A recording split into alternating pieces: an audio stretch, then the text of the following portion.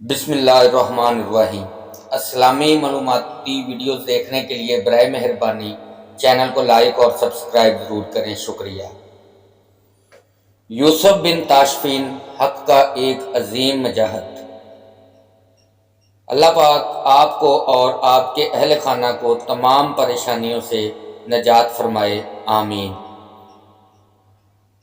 حق و انصاف کا مشعل بردار انسان جو مسلمانوں کے دلوں پر راج کرتا تھا اور ظالموں کا شکار ہونے والے مظلوموں کی حمایت بھی کرتا تھا۔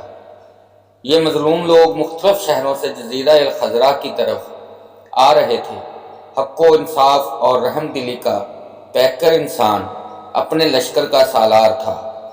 ایک کھلے میدان میں اپنے لشکر کو نماز پڑھاتا تھا۔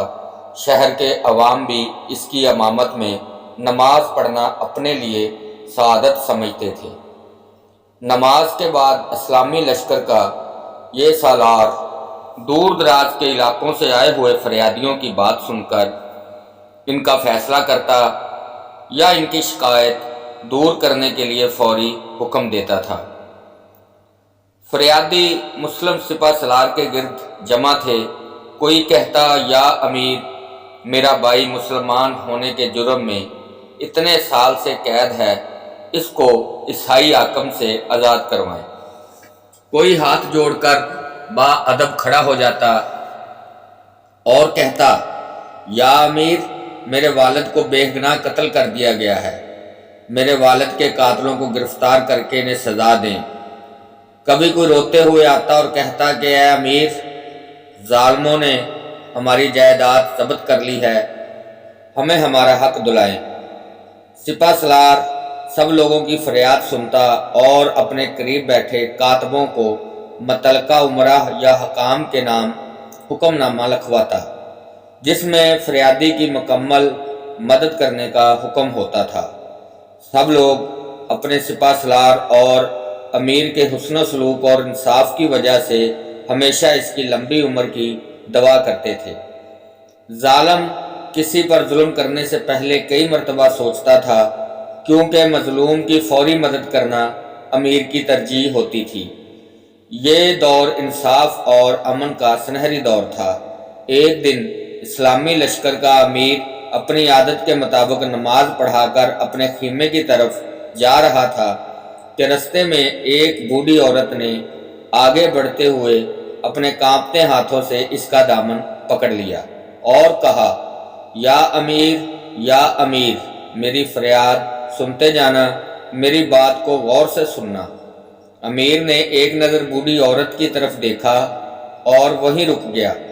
امیر کے محافظوں نے بوڑھی عورت کو امیر کی طرف بڑھنے سے روکنے کی کوشش کی، مگر امیر نے سپاہیوں کو روک دیا اور کہا، اس بوڑھی عورت کو نہ روکو، میں اس کی فریاد ضرور سنوں گا۔ پھر امیر بوڑھی عورت کی طرف بڑھا اور کہا، اماں جان، آپ اپنا مسئلہ بتائیں۔ بوڑھی عورت نے کہا، آپ مجھے یہ بتائیں کہ میرا بیٹا کہاں ہے۔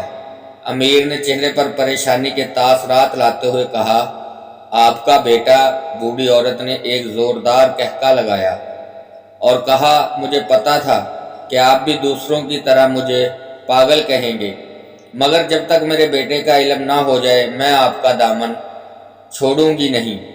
مجھے میرے بیٹے کا بتائیں، وہ کہاں ہے؟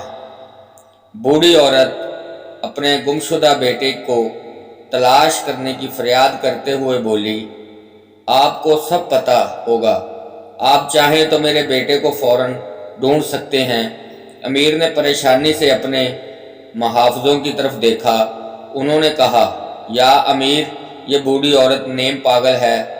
آج سے 2 سال پہلے اس کا اکلوتا بیٹا قید خانے میں فوت ہو گیا تھا، مگر اس عورت کو ابھی تک اپنے بیٹے کی موت کا یقین نہیں آ رہا۔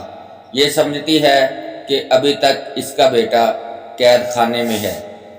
امیر نے پوچھا، اس نے کیا جرم کیا تھا جو قید خانے میں بند کر رکھا تھا؟ سپاہی نے کہا، یا امیر، یہاں صرف مجرموں کو سزا ہی نہیں ملتی بلکہ بے قصور بھی سزا پاتے ہیں۔ اس بوڑھی عورت کا بیٹا ان 1000 نوجوانوں میں سے ایک تھا جو حق کی آواز بلند کرنے کے جرم میں قید کر لیے گئے تھے۔ بوڑھی عورت نے امیر کا دامن مضبوطی سے تھام رکھا تھا اور اب وہ روتے ہوئے ہچکیاں بھی لے رہی تھی۔ اس کی آنکھوں سے آنسو جاری تھے اور دل پریشان تھا۔ امیر نے سپاہیوں کی بات اور بوڑھی عورت کی ہچکیاں سنی تو اس کا دل بھر آیا۔ آنکھوں سے آنسو بہہ نکلے۔ امیر نے بوڑھی عورت سے کہا، اماں جان آپ فکر نہ کریں، میں آپ کا بیٹا ہوں۔ یہ کہہ کر اس نے سپاہی کو دیکھا اور کہا، ان کو نہایت عزت سے شہر کے ناظم کے پاس لے جاؤ تاکہ وہ ان کے رہنے کے لیے مناسب بندوبست کر دیں اور میری طرف سے ان کو مناسب وظیفہ بھی ملتا رہے گا۔ یہ کہہ کر امیر نے بوڑھی عورت کی طرف دیکھا جس کی آنکھوں میں شفقت اور محبت کے تاثرات نظر آ رہے تھے۔ امیر نے اپنے خیمے کی طرف قدم بڑھا دیے اور سب لوگ امیر کے الفاظ کی گونج محسوس کر رہے تھے۔ اللہ پاک سب مسلمان بہن بھائیوں کو اپنی حفاظت میں رکھے اور ہر ایک پر اپنی خاص رحمتیں نازل فرمائے۔ برائے مہربانی چینل کو سبسکرائب کر دیجئے تاکہ اس طرح کی اور معلوماتی ویڈیوز آپ دیکھ سکیں۔ شکریہ۔